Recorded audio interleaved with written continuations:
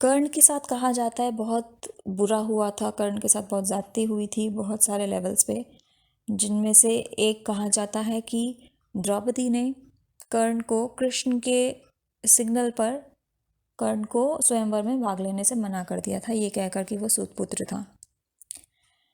मैंने इससे रिलेटेड किसी टाइम में I studied about it, but मेरे पास इस वक्त वो मुझे सोर्स मिल नहीं रहा है। जब मिलेगा तो मैं उससे रेफ़र ज़रूर करूँगी।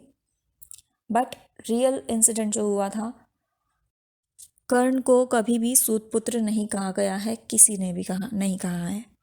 कर्ण ने स्वयंवर में भाग लिया था और कर्ण वो स्वयंवर हार गया था, जिसको मैनिपुलेट करके देखिए क्या बना दिया गया है। पहली बात, कर्ण ने पार्टिसिपेट किया था। दूसरी बात, कर्ण हार गया था।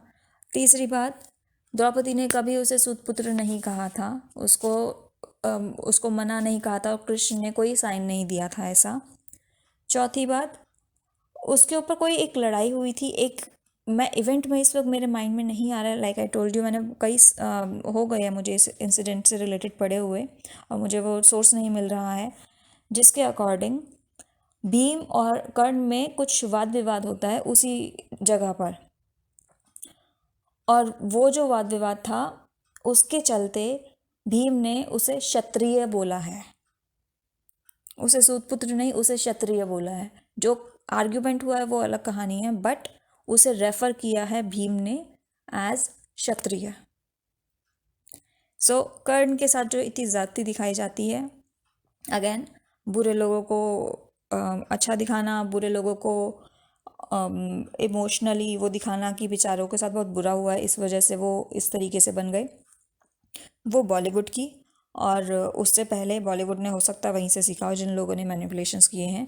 एक पैटर्न चलता आ रहा है कि बुरे लोगों को अच्छा दिखाना। रावण के साथ भी किया गया है, रावण को बेचारा बना दिया गया, वो तो बेचारा इस वजह से कर रहा था, वो तो बेचारा इस वजह से कर रहा था, और जो अच्छे लोग होते हैं उन लोगों को बुरा दिखा दिया गया है। सो ये पैटर्न सेम महाभारत में भी कंटिन्यू हुआ है, जिसके चलते कर्ण के गलत एक्शंस को जस्टिफाई करने के लिए ये इवेंट्स डाले गए हैं। सो आई एम रिपीटिंग, द्रौपदी ने कभी उसे रोका नहीं था, कर्ण हार गया था स्वयंवर, और उसे क्षत्रिय की ही उपाधि से उसको रेफर किया जाता था। ठीक है, एक और छोटा सा इंसिडेंट इसी में मैं कंटिन्यू कर रही हूँ। एकलव्य की भी कहानी आती है कि एकलव्य का अंगूठा ले लिया था द्रोणाचार्य ने, वो इंसिडेंट भी गलत है। रिलेशन वाइज जाएं अगर, तो एकलव्य एक्चुअल में श्री कृष्ण के कज़न बनते हैं। महाभारत में एक पर्टिकुलर श्लोक आता है जिसके अकॉर्डिंग जो ये कहता है कि द्रोणाचार्य के वहाँ पर